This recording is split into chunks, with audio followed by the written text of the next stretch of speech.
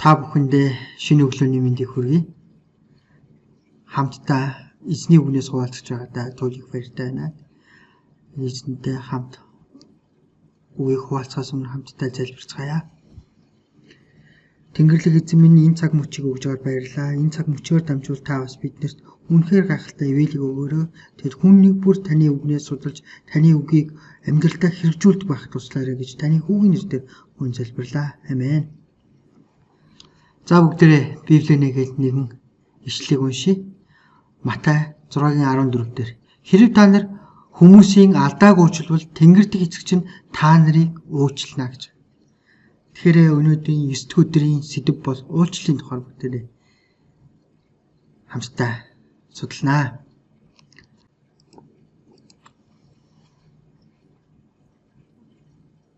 Нэгэн сүмд олон жил явсан ахлагч эмнэлэгт хэвтсэн байгаа. Тэгээд пастор нь ирж ярилцсан байна. Тэгээд пастор нь би таны төлөө залбирч өгч болох уу гэхэд би миний төлөө битгий залбир. Учир нь би маш гин нүгэлтэй гэж хэлсэн. Пастор гайхаад яагаад ингэж хэлэх болов? Би нэг гин нүгэл үлдсэн. Багада том нүгэл үлдсэн. Пастор чи бурхнаас уучлалт гуйсан уу гэсэн. Өө миний амьдралын өдөр бүр.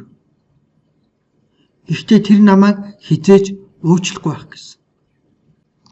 Тэгээд пастор ахлагч хоёр маань маш удаан ярилцсан баг.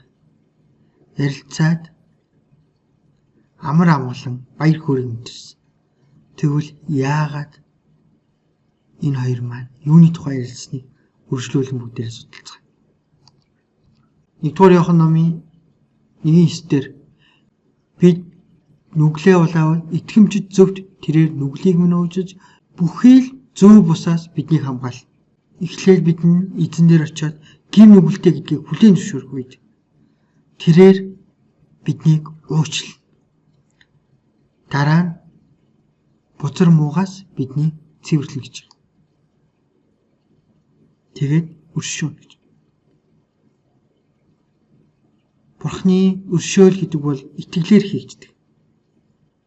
Та Бурхны үгийг хүлээн авч амьдралдаа хэрэгжүүлснээр яг тэр мөчид бид өршөөгдсөн байдаг. Зарим хүмүүсийн хувьд бусдыг өршөөнө гэдэг бол маш хэцүү зүйл те. Маш хүнд зүйл юм шиг санагддаг. Харин Бурхны үг, Бурхны өршөөл, хайр нэгүсэл бидний амьдралд орж ирснээрээ бид нар бусдыг өршөөхтэй дэндүү амархан болдог.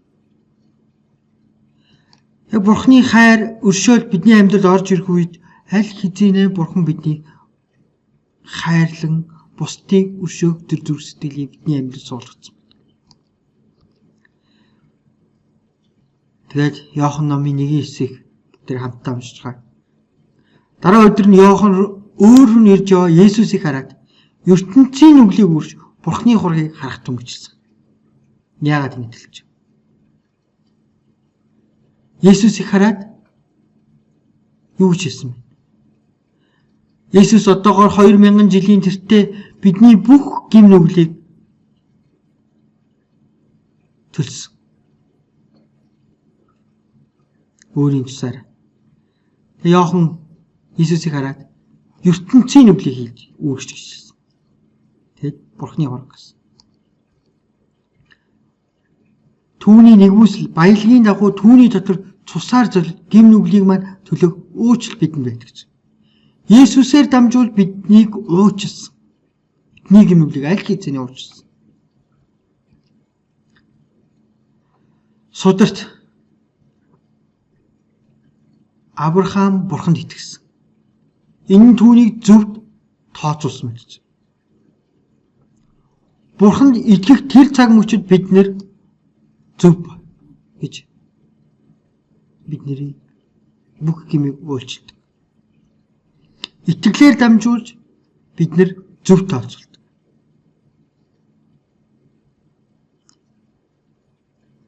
Та гэмээ хүлээн зөвшөөрсөн үед Бурхантай хамт ярилцсан. Бурхан залбираад та амлснаа биелүүлээч гэж их хэрэгтэй.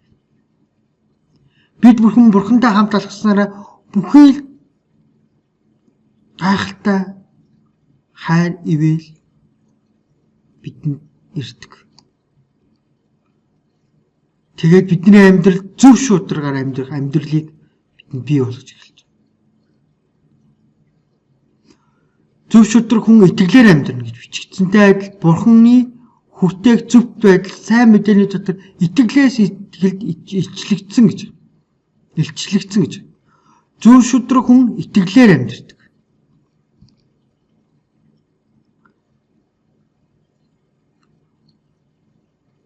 Таны амьдралд Бурхан орж ирснээр ажиллаа хийж эхэлдэг. Бурханы үг ямар агуу юм бэ гэдгийг бид нар өдөр тутмын амьдралдаа хэрэгжүүлснээр амьдралдаа мэдэж эхэлж байна. Учир нь нэгүсэл итгэлээрээ бид нар аврагдсан.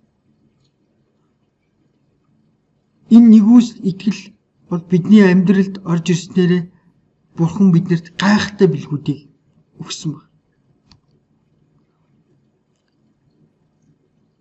Бурханд итгэх энэхүү энгийн үйлдэлээр ариун сүнс таны зүрх сэтгэл шинэ амьдралыг төрүүлсэн. Чи Бурханы гэр бүл төрсөн. Шинээр төссөн. Тэгээд бид нарыг яг хүүшгэ хайрладаг Бурхан.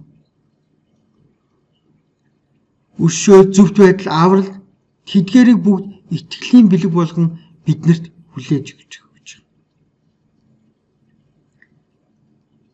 Бурхан та нарын төлөө энэ бүхнийг Христээр дамжуулан хийн гэж амласан. Та нарын амлалтанд итгэж байна уу? Биднээс асуусан. Та энэ амлалтанд итгэж байна уу?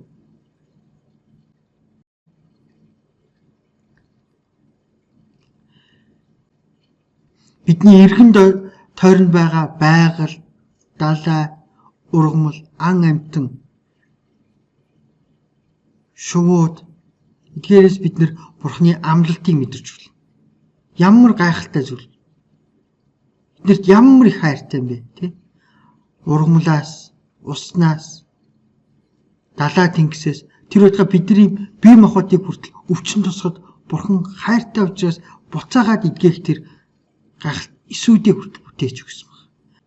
Ургамал хатаж очижсэн ч гэсэн хавар болохоор буцаад илгэрдэг. Иннээс бид нар Бурханы хайрыг ямар агуу вэ гэдгийг харж байна. Бурхан өөрийн хайртай цорын ганц хүүгээрээ дамжуулж бидний гин нүглийн төлөө загалмаа дээр зовдлогдоод гин нүглийг ялан дийлээд булшнаасаа дахин амьлсан Иесус. Бурханы хайр өршөөл инэрлийг мэдэрсэн хүмүүс бусдыг уучиж үргэлж хараагаа Бурхан руу чиглүүлж зүрхэндээ уучлалыг суулгасан байдаг. Амен. Эзэнт хамтан залбирая. Тэнгэрлэг эзэн минь таньд баярлалаа. Таны агуу хайранд баярлалаа. Биднийг уучсанд баярлалаа эзэн. Таны уучлалаар дамжуулж биднэрт бас гайхалтай мэрэгэн ухааныг өгөөрэй эзэн. Бүхэл зүйлээ танд талархаж Есүсийн нэрээр гонзойлууллаа.